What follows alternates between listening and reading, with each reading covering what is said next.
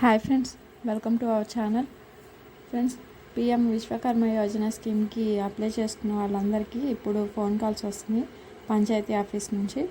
So నాకు కూడా నిన్న ఫోన్ కాల్ వచ్చింది, డాక్యుమెంట్స్ తీసుకుంటామని చెప్పి డాక్యుమెంట్స్ వెరిఫికేషన్కి. సో వాళ్ళు చెప్పిన డాక్యుమెంట్స్ ఏమేంటంటే ఇప్పుడు నేను మీకు చూపిస్తాను. వాళ్ళు 5 డాక్యుమెంట్స్ చెప్పారండి. ఆ 5 ఇవే. ఫస్ట్ ఆధార్ కార్డు తీసుకోవాలి. Aadhaar card, pan card, ration card, application form. మీరు అప్లై చేసుకున్నప్పుడు అప్లికేషన్ ఫామ్ ఇస్తారు కదా, అది కూడా తీసుకెళ్ళండి. అండ్ అంతేకాకుండా బ్యాంక్ అకౌంట్. ఈ 5 తీసుకుని వెళ్ళి వాళ్ళకి ఇవ్వాలండి. వాళ్ళు సైన్ చేస్తారు, వెరిఫికేషన్ చేసి సైన్ చేస్తారు.